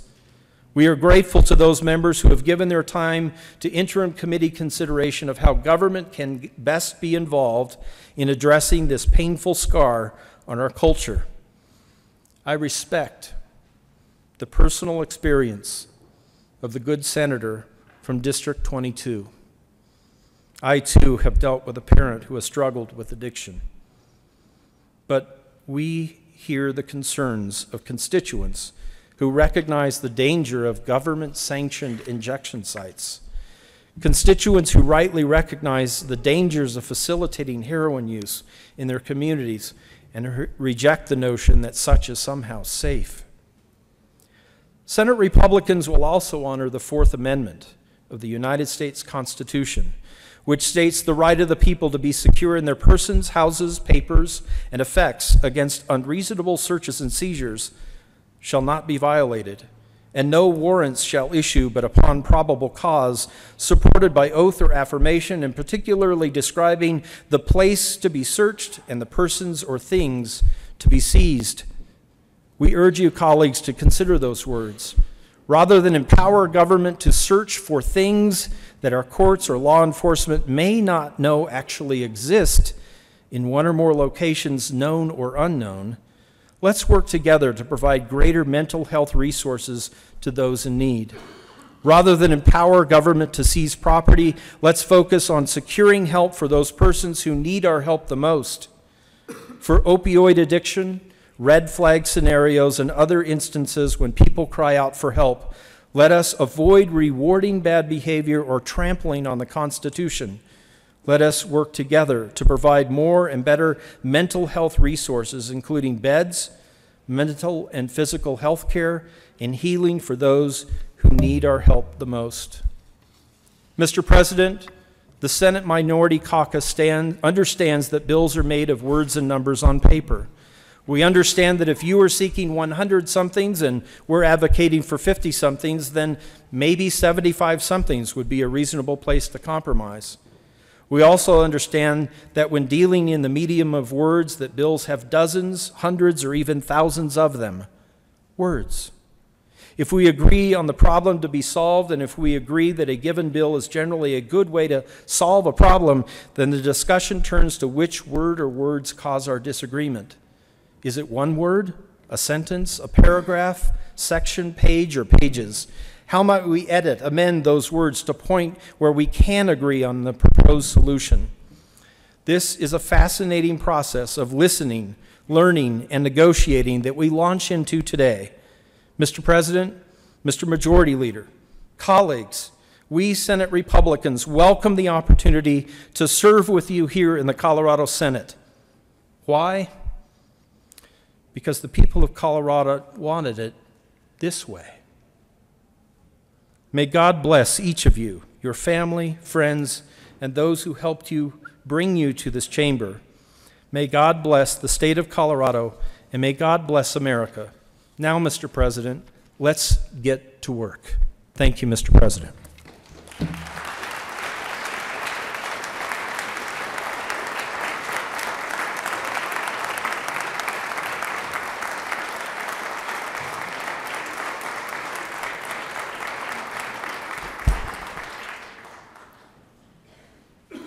The Senate will come back to order. Majority Leader Fenberg. Thank you, Mr. President. I move that the remarks of the President and the Minority Leader be spread upon the pages of the Journal. Is there any objection? Seeing none, the motion is adopted. Introduction of bills. Senate Bill 1 by Senator Garcia concerning the expansion of the medication-assisted treatment expansion pilot program in connection therewith shifting administration of the program from the College of Nursing to the Center of Research and Substance Use Disorder Prevention, Treatment, and Recovery Support Strategies, expanding the county's They may participate in the program, extending the duration of the program and increasing the funding for the program. Health and Human Services. Senate Bill 2 by Senators Winter and Finberg concerning the regulation of student education loan servicers. Education.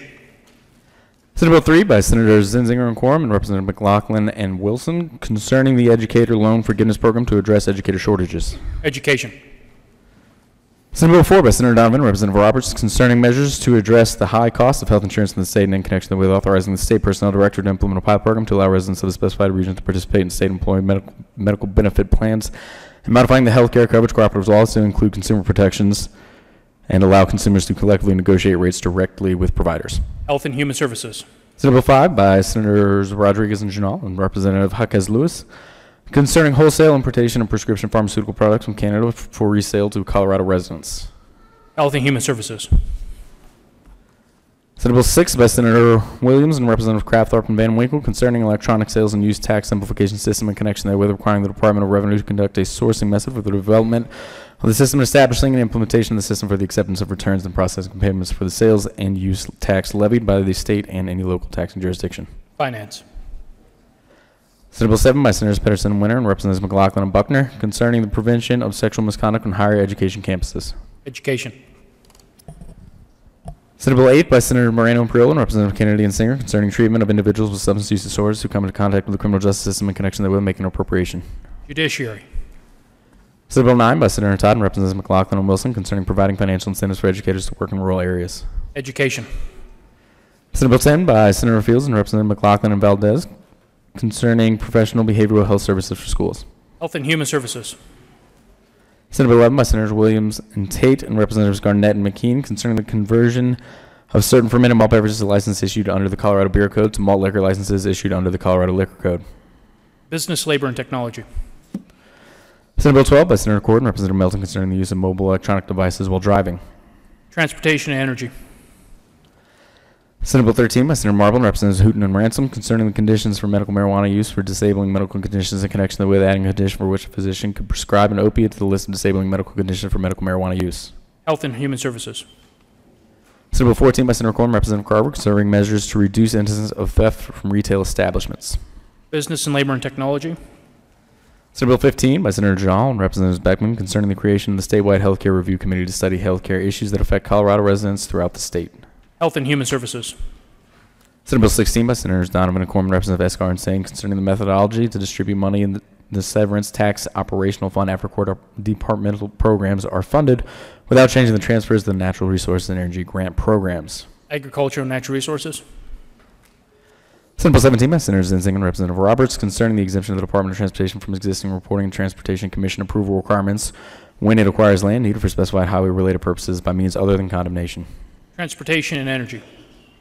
Senate Bill 18 by Senators Scott and Marble and Representatives McLaughlin and Singh concerning the age requirement to drive a commercial vehicle in interstate commerce. Transportation and Energy. Senate Bill 19 by Senator Fields and Representative Gray concerning the power of a county to restrict the use of fireworks during the period between May 31st and July 5th of any year. Local Government. Senate Bill 20 by Senators Quorum and Fields and Representative McLaughlin concerning development of a system to patrol the airspace above wildland fires. State Veterans and Military Affairs.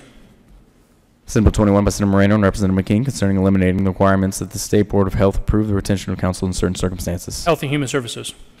Senate Bill 22 by Senator Lundin and Representative concerning support for local education providers to provide monetary rewards for teachers who are highly effective and in connection therewith creating the highly effective teacher bonus program.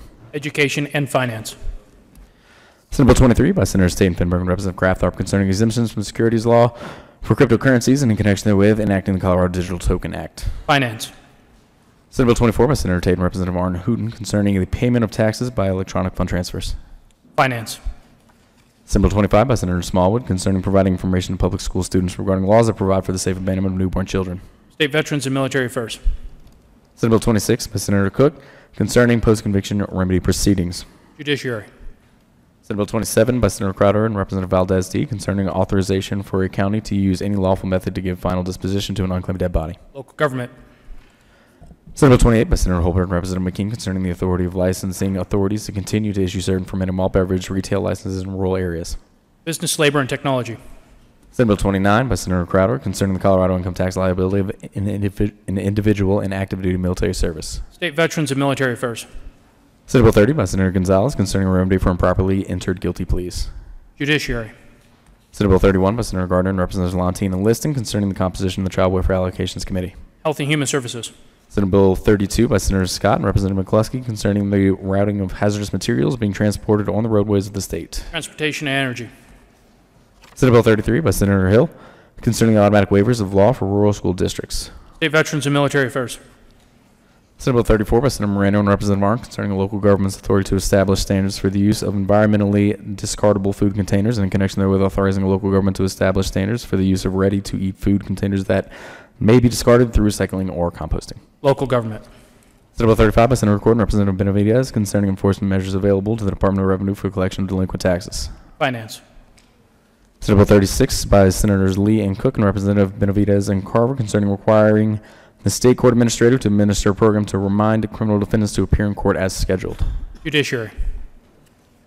Senate Bill 37 by Senator Woodward concerning measures to mitigate wildfires in connection therewith, permitting county personnel to enter land owned by the federal or state government to remove wildfire fuel sources and appropriating money for the use of the Forest Restoration and Wildfire Risk Mitigation Grant Program. State Veteran and Military Affairs. Senate Bill 38 by Senator Sonnenberg and Representative Belton concerning an exception to the requirement that a motor vehicle clear a port of entry for vehicles transporting agricultural commodities. Transportation and Energy. Senate Bill 39 by Senator Story and Zinzinger and Representatives Michelson and Janae concerning allowing inter-district transportation of students only by adjacent school districts subject to the school district's mutual consent. Education. Senate Bill 40 by Senator Heisey concerning the establishment of the Colorado Fire Commission. Agricultural and Natural Resources. Senate Bill 41 by Senator Smallwood concerning a required contract provision regarding the payment of premiums by policyholder to a health insurance carrier for each individual covered under a health insurance policy. Health and Human Services. Senate Bill 42 by Senator Foote and Representatives Sirota and Arndt concerning adoption of an agreement among the states to elect the President of the United States by national popular vote. State Veterans and Military Affairs. Senate Bill 43 by Senator Lee and Representatives Harrod and Carver concerning an increase in the number of district court judges in certain judicial districts. Judiciary. Senate Bill 44 by Senator Zinzinger and Representative Hooten concerning the statewide emergency medical and trauma care system and the Department of Public Health and Environment in connection therewith and limiting the requirement that the State Board of Health cooperate with the Department of Personnel in adopting certain criteria. Health and Human Services. Senate Bill 45 by Senator Moreno and Representative Hooten concerning clarifying the members of the Radiation Advisory Committee are reimbursed for expenses incurred for authorized business of the committee. Health and Human Services. Senate Bill 46 by Senator Tate and Representative Arndt concerning an amendment to the definition of appraisal management company to align with the definition in federal law. Business, Labor, and Technology. Introduction of memorials. Senate Joint Memorial 1 by Senator Crowder and Representative Escar, memorializing the United States Congress to fulfill the commitment to the federal government to provide funding for the Arkansas Valley Conduit Project. Agriculture and Natural Resources. Senate Joint Memorial 2 by Senators Crowder and Corn and Representatives Escar and Cadlin concerning memorializing the United States Congress to enact legislation directing the United States Army Corps of Engineers in conjunction and cooperation with the Lower Arkansas Valley Water Conservancy District to dredge a portion of the Arkansas River. Agriculture and Natural Resources. Announcements.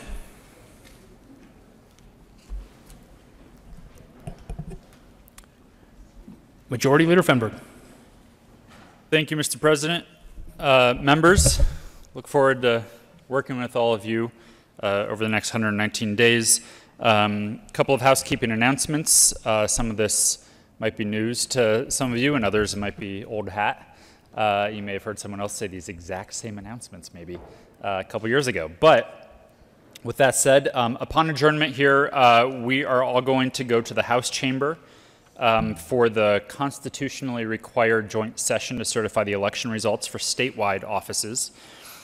Guests, there will not be space in the chamber for you, but you are welcome to hang out in the lower chamber's House gallery if you really want to, but you may just want to hang out here in the upper chamber where it's nicer. This joint session should only take about 10 minutes or so it won't be long. On Tuesday next week, we will have the inauguration for the governor and the other statewide elected offices. We have been invited with a guest of ours to coffee and an art display with the governor-elect at 8 a.m. in the South Foyer. The Senate will convene as usual at 9 a.m. that day, and after some procedural items, we will recess and attend the inauguration together. Security at the Capitol that day will be pretty tight, as you can imagine, so please be sure that you have your state ID badge with you at all times. Parking will also be very tight that day, as well as on Monday, so Monday and Tuesday of next week, because of the inauguration activities. You should have an email from the Assistant Secretary about parking. If you have any questions, please talk to Max. The Chief Sergeant has 2 credentials for each member to gain access to the secure reserved seating area for yourself and your guest. You will only get these 2 passes once. The Chief Sergeant wanted me to make sure I stress, so do not lose them. On Wednesday, January 9th, there will be a mandatory training session on ethics and workplace harassment for all members, in addition to any employees who have not yet attended that training. That will be in room 271 at 9:30 a.m. That will be immediately following roll call and any small floor work that we will be doing that day. On Thursday, January 10th of next week, is the Governor's State of the State address. We will convene in the Senate and then recess to join the House for this address. There will be a seat for you on the House floor next to your corresponding representative. All other guests will need to view from the gallery, so there won't be guests allowed or permitted onto the floor that day. On Friday of next week, we will be joining the House for a joint session to hear the State of the Judiciary address by the Chief Justice. The address begins at 11 a.m. Similar to the State of the State, we will proceed to the House chamber for that, where there will again be a seat for you on the House floor to join. The photographer will be here on January 15th, 16th, and 17th. So get a haircut over the weekend maybe, pick out your nice clothes, and they will be taking pictures for the composites that you see out there in the lobby. And the Chief Sergeant has sign-up sheets for times. The Department of Revenue will also be sending you a letter with instructions on probably the most important thing of the session, which is your legislative license plates. So we know who was speeding past us on the way in every morning. If you want these, they are optional. They will be sending a letter about coordinating for that. If you don't hear from them, let the Chief Sergeant know so that they can get in touch and make sure that it occurs. Now, unless there are other orders of business or, announcements, we will be heading over to the House chamber for the joint session, which again should only be about 10 minutes or so. Majority Leader Finber. Thank you, Mr. President. I move that the Senate adjourn until 10 a.m. Monday, January 7th, 2019. You have heard the motion. Is there objection? Seeing none, the Senate will be adjourned until 10 a.m. Monday, January 7th, 2019.